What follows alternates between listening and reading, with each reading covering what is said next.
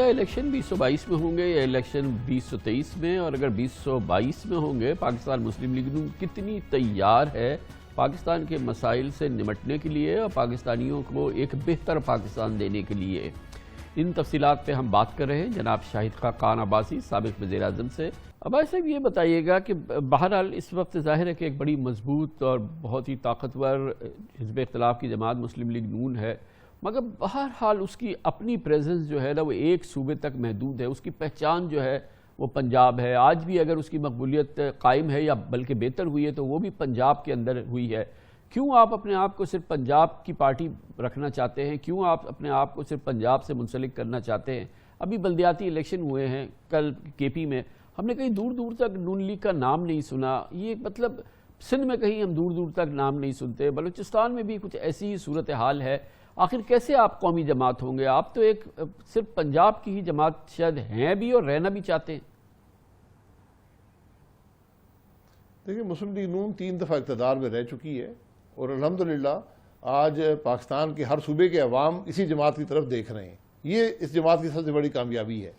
جہاں تک سیٹوں کی بات ہے، یقیناً اس دفعہ ہمارے پاس سندھ اور بلوچستان سے کوئی سیٹ نہیں ہے، خیبر پختونخوا سے کچھ سیٹیں ہیں اور مجھے پوری امید ہے کہ ان سیٹوں میں اضافہ ہوگا اور انشاءاللہ ہم پوری کوشش کریں گے کہ سندھ سے بھی اضافی سیٹیں مل سکیں، بلوچستان میں بھی مل سکیں، خیبر پختونخوا میں بھی مل سکیں۔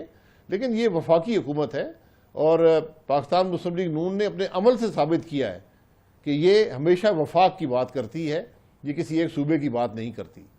تو اس لیے وہ اعتماد اس جماعت میں آج موجود ہے اور اگر ہمارے ہمیشہ اتحادی تمام صوبوں سے رہے ہیں، جب بھی ہم اقتدار میں رہے ہیں، اور انہوں نے یہ محسوس کیا ہے کہ یہاں پر کوئی غیر آئینی بات نہیں ہوتی یا کسی صوبے کو اگنور نہیں کیا جاتا، بلکہ ابھی آپ کو یاد ہوگا کہ جب NFC ایوارڈ نہیں ہو رہا تھا تو جو پنجاب میں ہماری حکومت تھی اس نے کنسیڈ کیا اور اضافی پیسے دوسرے صوبوں کو دیے، جس سے NFC ایوارڈ مکمل ہوا تھا۔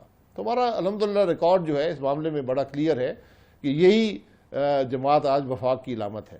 اچھا، یہ فرمائیے گا کہ جو اس وقت معاشی مصیبتیں ہمارے سامنے ہیں، جو ہمارے پاس معاشی عذاب ہیں، ایک بات تو یہ ہوئی کہ ہمیں ووٹ دو تو ہم اس کو پھر دیکھیں گے، لیکن ایک ہوتا ہے سالڈ کوئی فاؤنڈیشن ہو، اس کی کوئی آپ کے پاس سالڈ روڈ میپ ہو کہ جس سے کہ آپ عوام کو یہ بتائیں کہ ہم یہ حکومت تو نہیں کر سکی مگر یہ چیزیں ہم کریں گے، یہ اس مسئلے کا حل ہے، اس طریقے سے ہم اس کو حل کریں گے۔ مثال کے طور پہ جیسے کہ آپ فرما رہے ہیں کہ یہ حکومت اپنی اکثریت کھو بیٹھی ہے اور واقعی ایسا ایک ہو جائے تو پھر تو الیکشن ہو جائیں گے 3 مہینے کے اندر، اور 3 مہینے بعد بالفرض آپ کی حکومت آ جاتی ہے، تو وہ کیا گیدڑ سنگی ہے جس سے ان مسائل کا حل نکل آئے گا؟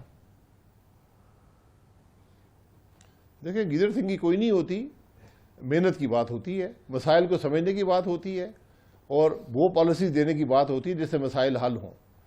مسلم لیگ نون کا ریکارڈ ہے، ہمیں آج ہم جو مرضی وعدے کریں، باتیں کریں، میں سمجھتا ہوں ان کی وہ حقیقت نہیں ہے جو ہمارے ریکارڈ کی حقیقت ہے۔ جب ہم نے 2013 میں حکومت لی تھی، اسی قسم کے حالات تھے، ملک کی معیشت میں جمود تھا، ملک کے اندر مہنگائی تھی، ملک میں بجلی نہیں تھی، گیس نہیں تھی، ملک کی خارجہ پالیسی میں بہت سی مشکلات تھیں، ملک کے اندر امن و امان کا مسئلہ تھا، ہمارے سیکیورٹی کے بڑے سیریس معاملات تھے، ہر روز دھماکے ہوتے تھے۔ ان سب چیلنجز کا ہم نے مقابلہ کیا۔ تو یہ آج پاکستان کی واحد جماعت ہے جس میں وہ تجربہ ہے اور وہ ڈیپتھ ہے کہ وہ ان معاملات کو طے کر سکے۔ باقی جو آپ اسپیسیفک پالیسیز ہیں وہ اسی وقت بنائی جاتی ہیں جب حقائق آپ کے سامنے ہوں۔ اس حکومت کی سب سے بڑی جو ناکامی سمجھیں یا جو اس کی ایک غلطی سمجھیں یا جو بھی آپ اس کو سمجھیں، وہ یہ ہے کہ اس حکومت میں سچی بات کرنے کا فقدان ہے، وزیر اعظم سے لے کر وزیروں تک، اور جو ڈیٹا بھی عوام کے سامنے رکھا جاتا ہے اس پر بھی آپ اعتبار نہیں کر سکتے۔ اس لیے جب حقائق سامنے آئیں گے تو اسپیسیفک پالیسیز آپ اس وقت دیکھیں گے۔ اس وقت تک آپ کو مسلم لیگ نون کی جو ڈیپتھ ہے، جو اس کا تجربہ ہے، جو اس کا ریکارڈ ہے، آپ کو اس کی بنیاد پہ پاکستان کے عوام ہر آدمی سمجھتا ہے کہ یہی جماعت ہے جو لیکن بھائی صاحب میں یہ ایکسپیکٹ کروں گا کہ یہ اتنی بڑی جماعت ہے، اس کی بھرپور کاوش کوشش یہ ہے کہ فوری طور پہ یہ حکومت جائے، یہاں الیکشن ہو، گویا کہ اور عام صورتحال جو نظر آ رہی ہے اس میں یہ بات خارج از امکان نہیں ہے کہ آئندہ الیکشن میں پاکستان مسلم لیگ نون کو پھر اکثریت مل سکتی ہے, وہ پھر حکومت بنا سکتی ہے.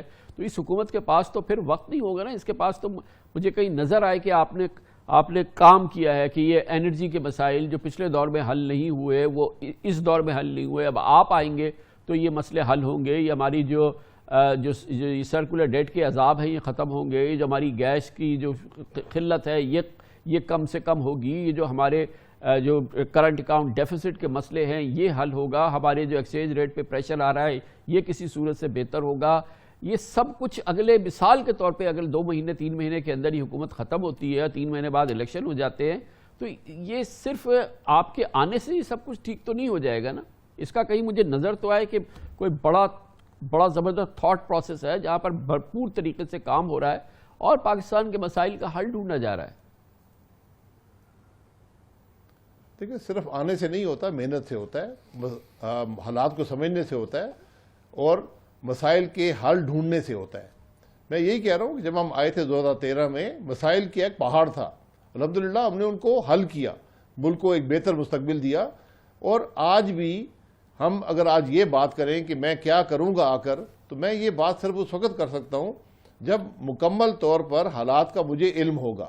آپ یہ دیکھ لیں کہ ہم بطور اپوزیشن بھی ہم نے کبھی بغیر کسی ثبوت کے, بغیر حالات پر تنقید برائے تنقید کیے, ہم نے ہمیشہ مسائل کی وجہ بھی بیان کی اور ان کا حل بھی دیا ہے.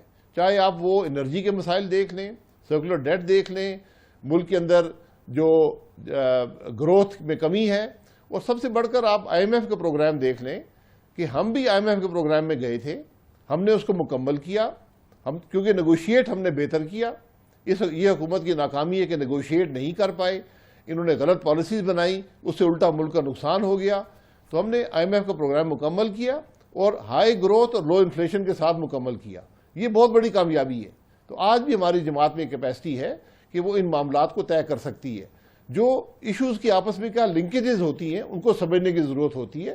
میں اگر آج کوئی بات کروں بغیر کسی مستقل ڈیٹا کے, یا اس ڈیٹا جس پر میں ریلائی کر سکتا ہوں, تو یہ بات مناسب نہیں ہوگی.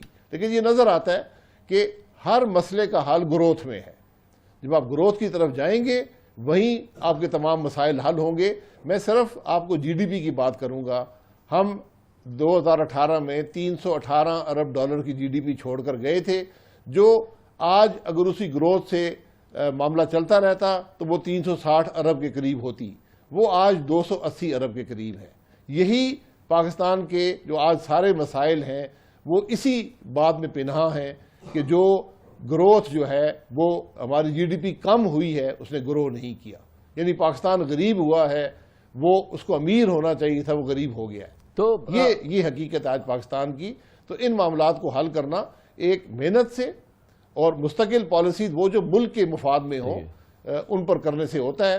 یہ جو ادھر ادھر کی باتیں کرنے سے اور معجزات کی بات کرنے سے یہ مسائل حل نہیں ہوتے. بڑی محنت سے یہ معاملات آپ کی اپنی بھی بڑی ایکسپرٹیز ہے انرجی کے معاملے کی. یہ فرمائیے گا کہ کیا واقعی پاکستان اس قابل ہے کہ وہ اپنے جو ڈیٹس ہیں وہ سروس کر سکے, خاص طور پہ انرجی ریلیٹڈ, خاص طور پہ سی پیک ریلیٹڈ؟ کیا پاکستان واقعی اس قابل ہے کہ جو کیپیسٹی پیمنٹس ہمیں کرنی ہیں اسی پالیسی کے تحت, کیا ہم وہ کر سکتے ہیں؟ کیا ہم واقعی اس قابل ہے کہ جو ہمارا پورا انرجی انفراسٹرکچر ہے وہ اسی صورتحال کے اندر جو ہے وہ سسٹین کر سکے؟ کیا پاکستان اس قابل ہے کہ وہ سی پیک کے تمام جو معاملات ہیں ان کو آنر کر سکے اسی سوورن گارنٹی اور انہی کمٹمنٹس کے ساتھ جو کہ ہم نے بہرحال اس معاہدے کے تحت آپ کی حکومت نے کیے تھے؟ کیا واقعی یہ پاسبل ہے وداؤٹ اینی ری نیگوسیشن, وداؤٹ اینی میجر اس میں ہم تبدیلیاں نہ لا پائیں, یا ہم چائنیز کے ساتھ اور اپنے اس پورے سسٹم کو تبدیل کرے بغیر؟ دیکھیے کامران خان صاحب, میں بڑا حیران ہوں کہ سی پیک جو ہے یہ پاکستان کی تاریخ کا سب سے بڑا منصوبہ تھا جو ملک کو گروتھ دیتا تھا, جس سے ملک کے مسائل کو حل کیا. آج ہم اسی سی پیک کو ہم ایک برائی سمجھتے ہیں اور یہ کہتے ہیں جی یہ بڑا ظلم ہو گیا ملک کے ساتھ. مجھے آپ یہ بتائیں کہ سی پیک میں ہوا کیا؟ 3 پاور پلانٹ لگے ہیں, وہ ٹیرف ہم نے ڈٹرمن کیا, پاکستان نے ٹیرف دیا, چین نے وہ 3 پاور پلانٹ لگائے. جو کول پہ چلتے ہیں، آج وہ پاکستان کی سستی ترین بجلی بنا رہے ہیں اور اگلے 25 سال بناتے رہیں گے۔ صرف ان 3 پلانٹ سے اگر آپ کمپیئر کریں، اگر یہ 3 پلانٹس نہ بنتے اور ہم تیل سے بجلی بنا رہے ہوتے تو جو سیونگز ہے وہ 2030 تک سی پیک کے تمام منصوبوں کی جو پیمنٹس ہے وہ صرف اس سیونگ سے پوری ہو جاتی ہے۔ تو مجھے سمجھ نہیں آتی کہ یہاں پر وہ لوگ جن کو کچھ علم نہیں ہے کہ کیا پیمنٹس ہیں، سی پیک کے اندر کیا ہوا، آج وہ سی پیک کے ایکسپرٹ بنے ہوئے ہیں۔ تو اور مجھے بتا دیں کہ متبادل کسی کے پاس کوئی حل ہے ملک کے مسائل حل کرنے کا؟ میں نے تو آپ کے سامنے بڑی سیدھی بات رکھ دی ہے کہ 3 کول پلانٹس کی جو سیونگ ہے وہ 2030 تک سی پیک کے اندر تمام پیمنٹس جو ڈیو ہیں وہ سیونگز اس سے زیادہ ہے۔ تو یعنی سی کہ پیک ہم اپنے پیمنٹس خود کر رہا ہے۔ ہم اپنے سارے لونز جو ہیں، یہ جو ڈیٹس ہے ہماری، یہ ہم سروس بھی کر سکتے ہیں، کوئی ایشو نہیں ہے چائنا کے ساتھ۔ مثال کے طور پہ اگر آپ کی حکومت آئے گی تو یہ سارے یہ بھی ہم کر لیں گے، اور یہ جو ہمیں ساری کیپیسٹی پیمنٹس کرنی ہے یہ بھی ہم کر لیں گے، یہ تو کوئی ایشو نہیں ہے، اس کے لیے کوئی تبدیلی کی ضرورت نہیں ہے، یہ دوبارہ شروع ہو جائے گا، کیونکہ ابھی تو یہ سارا معاملہ اسٹک ہے۔ نہیں، یہ سٹاک نہیں ہے، یہ حکومت سٹاک ہے۔ جس ملک کی جی ڈی پی آج 360 ارب ہونی چاہیے تھی وہ 280 ارب پہ ہے۔ سارا مسئلہ یہ ہے کہ آپ نے گروتھ روک دی، آپ نے ملک پہ قرضوں کا بوجھ ڈال دیا اور آپ کوئی معاملہ آگے بڑھا نہ سکے، یہ سارا معاملہ ہے۔ اس ملک کا مسئلہ سی پیک نہیں ہے، یہ آپ یاد رکھیں۔ اس ملک کے مسائل کو سی پیک پاکستان کے لیے سب سے بینیفیشل پروجیکٹ ہے پاکستان کی تاریخ کا۔ اگر سی پیک کو کوئی اور ملک ریپلیس کر سکتا ہے تو وہ بھی بڑی خوشی سے تشریف لائے اور پاکستان میں آ کر یہ انویسٹ کرے۔ یہ انویسٹمنٹس ہیں۔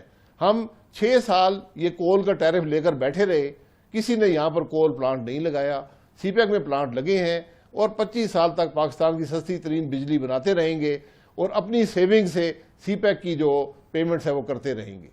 یہ سارے معاملے ایک اور بڑے چیلنجز ہیں، یہ اس وقت افغانستان کی جو صورتحال سامنے آئی ہے اس کے نتیجے میں پاکستان میں یہ ایک سوچ سامنے آئی، اور ابھی فی الحال اس پہ چھوٹا موٹا کام بھی ہوا ہے، وہ یہ کہ ہمیں نیگوسیٹڈ حل ڈھونڈنا ہے اپنے انٹرنل سیکیورٹی کے حوالے سے۔ مثال کے طور پہ جو ٹی ٹی پی کا ایک بڑا چیلنج رہا ہے پاکستان کی انٹرنل سیکیورٹی کا، اور ایک مذاکراتی حل خود آپ کی حکومت بھی اس کا ڈھونڈنے کی کوشش کرتی رہی ہے۔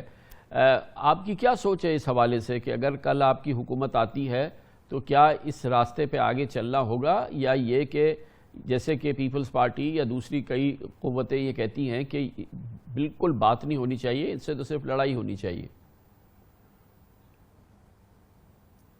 نہیں، دیکھیں، صرف لڑائی یا نیگوشیشن نہیں ہوتی۔ ان تمام جو اس قسم کے مسائل ہوتے ہیں ان پہ سب سے پہلے کنسنسس بلڈنگ ہوتی ہے جماعتوں کے درمیان، اور فیصلہ کیا جاتا ہے کہ ہم نے کرنا کیا ہے۔